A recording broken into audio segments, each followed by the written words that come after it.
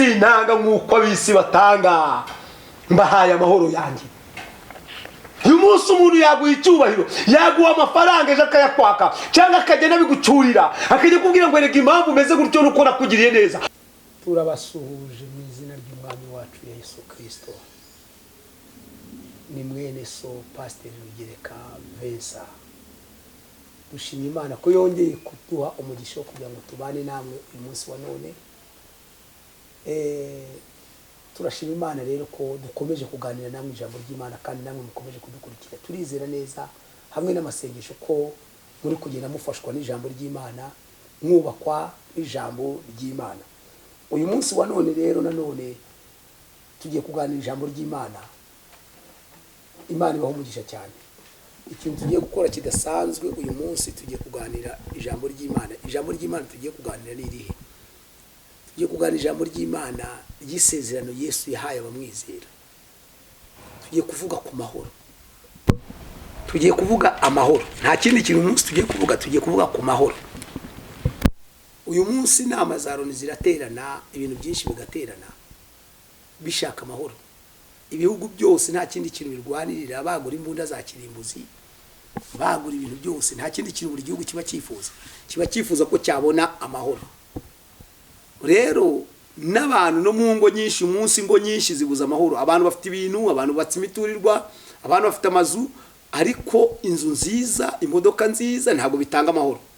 Ubaza umuntu akakubwira ati ibintu byose ndabifite n'amafaranga ndayafite, ariko numva hari ikintu mbura mu buzima bwanjye. Icyo kintu abura yumva ari manka yacyo rero ni amahoro. Aya mahoro rero ntabwo atangwa n'ibintu. Aya mahoro rero ntabwo atangwa n'imbunda nyinshi.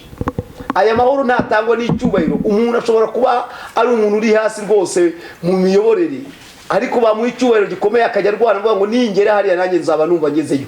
Ariko wagera ku ntebe baguhaye, uko wicaye kose na biro baguhaye uko yabisa kose, ukumva nta mahoro ufite. Ahantu hose wicaye ukumva nta mahoro ufite. Uyu munsi rero hari ikindi kintu ngiye kubabwira. Tugiye kuvuga ku mahoro. Ushobora kuba uri mu Rwanda ukumva ntabwo uri komfata kuba uri mu Rwanda, ukumva nugera mu Burayi nibwo uzabona amahoro. Ariko ubajije umuntu uri mu Burayi yakubwira ati nubwo turi Burayi ariko nta mahoro dufite. Ushobora kuba uri mu Rwanda cyangwa uri muri Afurika ukavuga ati buriya nimva muri Afurika nkajya muri Amerika nibwo nzabona amahoro. Ariko ubajije umuntu muri Amerika arakubwira ati nubwo turaha ariko ntabwo dufite amahoro. Aho uri hose rero nta kindi gishobora kuguha amahoro aho waba uri hose. Ntabwo ari ahantu haguha amahoro, saho utuye haguha amahoro. Ushobora kugira amafaranga, konti gafuringa amafaranga, ariko ukumva nta mahoro ufite. Ushobora kuba ukennye cyane ukavuga ngo ninkira nzabona amahoro, ukumva nta mahoro ufite. Ushobora kuba nanone ukize ukavuga ngo buriya abakene nibo bagira amahoro. Ariko umuntu wari we wese uko waba umeze kose ushobora gukena ukabura amahoro, wanakira ukabura amahoro. Uko waba uri kose wabura amahoro. Uyu munsi ntabwo ari uko oni ifite amafaranga makeya atazanira isa amahoro, ariko abantu bisi bose babuza amahoro. Uyu munsi ikintu nshaka kubwira, ndashaka kubwira amahoro. Ndashaka kukwereka inkomoko y'amahoro n'amahoro n'umuntu utanga amahoro n'aho amahoro aturuka. Reka rero mbere ko dusoma ijambo ry'Imana ry'uyu munsi turi butangirireho, reka dusenge. Nyagasani Imana yacu turagushimye kubw'ijambo ryawe. Tugushimiye ko turi akanwa kawe, nawe ukavugira muri twebwe. Reka iri jambo abantu bagiye kumva ribafashe kandi ribubake kubw'icyubahiro cyawe mu izina rya Yesu Kristo tubisabye twizeye. Amen. Uyu munsi wa none rero tugiye kuganira ijambo ry'Imana nk'uko twari turimo kubivuga. Twavuze dutangiye introduction yacu tuvuga amahoro n'abantu bagiye babura amahoro. Reka dusome ijambo ry'Imana. Yohana ibice 14, ubutumwa bwiza nk'uko bwanditswe na Yohana ibice 14 umurongo waho wa 27. Ni ijambo rito gusa tugiye gusoma. Ravuga ngo mbasigiye amahoro yanjye ndayabahaye. Icyakora simbaha nk'uko abisi batanga. Imitima yanyu ntihagarare kandi ntitinye. Amena. Imana ishimwe cyane. Iri ni ijambo Yesu yavuze. Isomye titire y'iri jambo iravuga ngo Yesu asezera kubigishwa be. Iri ni ijambo umuntu wese, umubyeyi yagize amahirwe ntapfa urupfu rutunguranye cyangwa ntapfa ari kure y'abana be, arijya bahamagara akaza kubaraga akababwira ijambo ryiza ry'ejo hazaza, akababwira ibyo yasize, akabaraga ibyo yasize cyangwa akabereka ibyo yakoze n'ibyo atakoze bagomba kurangiza, akagira ibyo abaraga. Yesu rasezera kubigishwa be nawe bwa nyuma yari yarabanye nabo, bari barabonye akora ibitangaza, yari yarabatoje umurimo, yarabatoje ibintu byinshi cyane. Abona hari ibintu byinshi baburaga, baburaga nk'ibintu nka bibiri. Ikintu cya mbere baburaga umwuka wera. Ikindi cya kabiri baburaga, arebye abona mu isi barimo hari ikintu kimwe kiburamo gikomeye cyane. Icyo kintu yararebye asanga abafarisayo ntacyo bafite. Arareba asanga abanyedini bakomeye b'abasadukayo ntacyo bafite. Abazerote n'abandi bantu bose bari bakomeye b'igihe cy'idini n'imyizerere ntabwo icyo kintu bari bagifite. Rero abwira abigishwa be biherereye, aravuga ati reka mbabwire ikintu ngiye kubaha kidasanzwe, ikintu ngiye kubasigira kidasanzwe. Yaravuga ngo none rero hano biravuga ngo mbasigiye amahoro yanjye ndayabahaye. Yesu niwe muntu wenyine waraza abantu b'amahoro. Umubyeyi udafite amahoro ntiyayaraga abana be kuko atazi ahantu amahoro aturuka. Ashobora kubaha amafaranga kuko azi amafaranga aturuka. Ashobora kubaha ama etaje kuko yayakoreye akayubaka. Ariko nta mubyeyi udafite amahoro waraga abana. Icyo umuntu afite nicyo atanga. Ikintu cyari gikomeye cyane Yesu yari afite yari amahoro. Yarebye abigishwa babona abigishwa ibintu byose barabifite, bamaje kuzura, yarababwiye mu 8 aravuga ngo none mumaje guhindurwa n'ijambo nababwiye, nimuguma muri njye amagambo yanjye akaguma muri mwe, musabe icyo mushaka cyose muzagihabwa. Arimo kubibabwira ibyo ngibyo, habona bose baruzuye bamaje guhinduka. Ariko kugira ngo ibi bintu ngiye kubasiga hano, ngiye kubasiga muzahasigare kuko isi ari itarimo amahoro, ngewe rero mbahaye amahoro yanjye ndayabahaye. Imana ishimwe cyane. Yesu wenyine niwe wahagaze avuga ngo mbahaye amahoro yanjye. Sindabona umuntu ukomeye uwo ari we wese nawe azaze amvuguruze, avuge abapotere, abe bishop, abe president, abe ministre, abe deputy. Umuntu uwo ari we wese azaze nabura nawe ajye kuri televiziyo ahagara avuga ngo bantu banjye mwebwe nyoboye mbahaye amahoro yanjye. Uwo muntu azaba ari umugabo, nanjye nzabuyoboka, nzavuga ngo koko nanjye nkoraho basuma amahoro.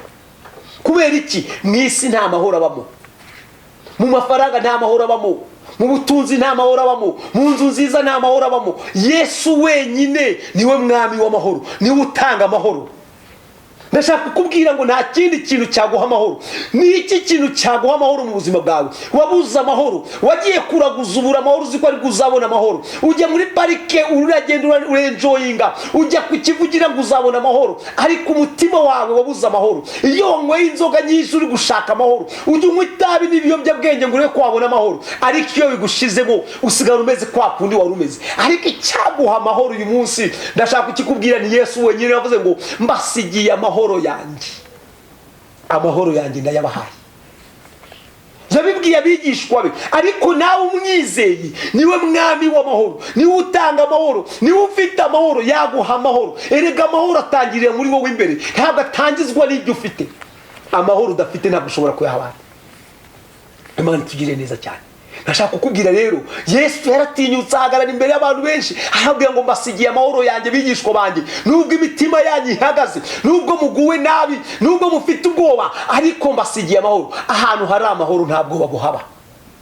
Numva ukuntu Yesu yakomeje ababwira ngo simbaha nk'uko abisi batanga. Iyo umuntu wisa guhaye ikintu cye arakigucyurira. Iyo umuntu wisa guhaye ikintu cy'ugakomera avuga ngo yatahaba ntabwo ari kumera gutyo umeze. Ariko amahoro Yesu yaduhaye ntabwo yaducyurira, ahubwo biramushimisha ngo ibyo nabahaye ndabona mukomeje kubigumana. Niyo mpamvu ndashaka kukubwira rero umuntu yashaka ikintu cyose kiguha amahoro. Iyo abonye uguwe neza utari kumwibukaza kukwaka ya mahoro. Uyu munsi si niko yubatse, uguhaye amahoro ejo arahindukira akayakubuza. Ariko reka mbanze mubwire ikintu gitangaje rero. Yesu yaravuze ngo simbaha nk'uko abisi bagira iki batanga. Uwisi yaguhaye amahoro, yagize icyo aguhereza. Yesu yaraza abantu bisi ukuntu bateye nuko bameze, arabwira ngo oya, ngewe sinanga nk'uko abisi batanga, sinanga nk'uko abantu batanga. Icyo mbahaye gusa ni amahoro, sinyaba nk'uko abisi batanga. Ababigishwe bashobora kumwe mu mitima bavuga ati nawe agiye kudukora nk'ibyo abafarisayo bajya bakora, agiye kudukora nk'ibyo abasadukayo bajya bakorera abigishwa babo, agiye kudukora nk'ibyo abantu bajya bakorera babo, igiye kudukora nk'ibyo ababyeyi bakorera abana babo bisi. ariko reka nkubwire Yesu aravuga ati ngewe simeze nk'abisi, sinanga nk'uko abisi batanga. Abisi iyo baguhaye ikintu barakucyurira, iyo akiguhaye ejo arongera akakikwaka, ariko Yesu we yatanze amahoro. Haravuga ngo ngewe mbahaye amahoro, sinanga nk'uko abisi batanga. Imana itugire neza cyane. Uyu munsi wa none nta kindi kintu ukeneye, ukeneye amahoro. Ubuzima bwawe bukeneye amahoro, umutima wawe ukeneye amahoro, urugo rwawe rukeneye amahoro. Nta wundi waguha amahoro, ni Yesu wenyine niwe waguha amahoro. Shobora kwirukanka utekereza uvuga ngo ninjya muri biriya nzabona amahoro, nimba pasiteri nzabona amahoro, nimba bishop nzabona amahoro, nimba apotre nzaba amahoro, nimba gitifu nzaba amahoro, nimba meya nzaba amahoro. Ukarwana, ningira miliyari nzagira amahoro. Ariko ntago amafaranga atanga amahoro, pozisiyo n'icyubahiro ntago bitanga amahoro. Igitanga amahoro ni kimwe gusa muri iyi si, ni Yesu wenyine wavuze ngo sinanga nk'uko abisi batanga, mbahaye amahoro yanjye. Uyu munsi umuntu yaguha icyubahiro, yaguha amafaranga ejo akayakwaka, cyangwa akagenda bigucurira, akajya kubwira ngo erega impamvu umeze gutyo nuko nakugiriye neza. Ariko Yesu aravuga ngo hoya yemwe, amahoro mbahaye sinanga nk'uko abisi batanga. Imana itugire neza cyane. Sinanga nk'uko abisi batanga. Hangiye ababwira ngo imitima yanyu ntihagarare kandi ntitinye. Imana ishimwe cyane. Iri jambo ndarikunda cyane. Rero mwe guhagarikwa, avuga ngo mwe guhagarara mbahaye amahoro. Mwihagarikwa ni amahoro, mwibuzwa amahoro n'ibyo muri kubona. Mwihagarikwa imitima n'ibyo muri kubona bibakikije. Njewe kubw'amahoro nshyize muri mwebwe mbahaye amahoro. Amahoro yanjye ndayabahaye, sinanga nk'uko abisi batanga. Imitima yanyu yo guhagarara ngiye mbahaye amahoro, kandi nubwo mbahaye amahoro nimutinye. Imana ishimwe cyane. Iri ni ijambo rikomeye cyane. We gutinya, we gutinya mwene data, umutima wawe witinya. Mu Kristo mwene data, Yesu yatanze amahoro. Wowe niba uri kunyumva uri kunde utarabona Yesu mu buzima bwawe, nta mahoro ushobora kubona. Wajya gusenga akanyarira nubona amahoro, wajya gusenga mu misozi nubona amahoro, wajya mu idini rikomeye rimeze neza ariko ntiwabona amahoro. Uyu munsi wasanga padiri na pote na musenyeri ntabwo wabona amahoro, ariko umuntu waguha amahoro. Umugabo mwiza w'inzobe muremure ntiyaguha amahoro, amafaranga menshi, amakonte menshi ntiyaguha amahoro, ariko ikintu cyaguha amahoro gusa Yesu niwe yavuze ngo mbasigiye amahoro yanjye. Uyu munsi rero ndashaka kukubwira, izere Yesu, mwakire, araguha amahoro. Wagiye mu bapfumu ngo urebe ko baguha amahoro mu rugo rwawe, warayabuze. Abantu batunze amamodoka bazi ko ariko bazabona amahoro, ariko biranga ntibabonye amahoro. Ikintu cyatuma ugenda mu modoka ufite amahoro, ikintu cyatuma wicara muri iyo nzu ufite amahoro, ikintu cyatuma uba muri iki gihugu ufite amahoro. Wari impunzi urahunguka, uravuga ngo ubwo ngeze mu gihugu cyanjye nzabona amahoro, ariko wabuze amahoro. Yewe nta kindi cyaguha amahoro mu buzima bwawe. Yesu yavuze ngo mbasigiye amahoro. Yesu atanga amahoro. Yesu ni umwami w'amahoro. Ndakurarikira kumwakira, ndakurarikira kumwizera, ndakurarika uyu munsi wa none wongere uhe Yesu ubuzima bwawe.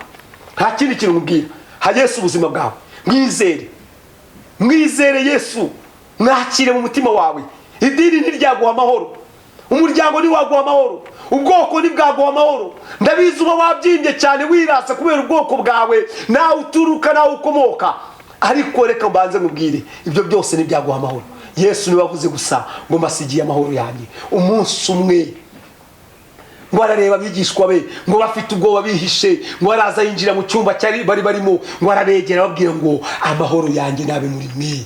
Imana ishimwe cyane.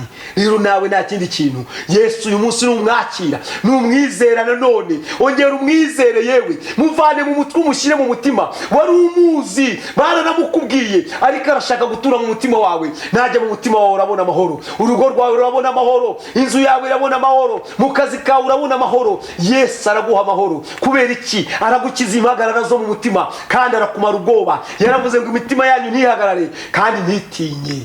Imana ishimwe cyane. Uyu munsi uri imbata y'ubwoba kubera ko udafite amahoro ya Yesu. Ha Yesu ubuzima bwawe, ha Yesu ubuzima bwawe. Uyu munsi uraruhuka, uyu munsi urakira. Tugiye gufatikanya gusenga. Aho uri muri aka kanya ndashaka kubwira Yesu, Yesu mbwe ngo Yesu funguye umutima wanjye, ngwino winjiremo umpa amahoro. Funguye umutima wanjye, ngwino nyakire. Nta kindi kintu, dufatanyije ngewe nawe. Bwira Yesu muri aka kanya ngo Yesu ndashaka kukwakira, umpa amahoro. Ndashaka kukwakira, umbohore, umbabarire, umpa amahoro mu mutima. Mu rugo rwanjye uruzanemo amahoro, mu kazi kanjye wazanemo amahoro. Aho uri muri aka kanya Yesu arashaka kuguha amahoro. Yesu aradekaraye ngo abarushye n'abaremerewe, aradekaraye aravuga ngo abashaka amahoro ni muzi. Rero Yesu aragushaka kuguha amahoro, ashaka kukubwira ijambo ridasanzwe ngo amahoro yanjye abe muri. Nta kindi Yesu yahaye abigishwa be. Ntiyaraniye kubabwira ngo mbahaye amazu, ntiyaraniye kubabwira ngo mbahaye amamodoka, ariko arareba abona abantu bazagira ibintu ariko ntibagire amahoro, avuga ati nuru ngiye kintu mbahaye kiruta ibindi, mbahaye amahoro. Rero nawe Yesu ashaka kuguha amahoro. Urashaka kwakira amahoro atameze nk'ayabisi batanga, atari yandi akanya gatoya, amahoro y'iteka agera mu bugingo buhoraho. Ni amahoro ya Yesu.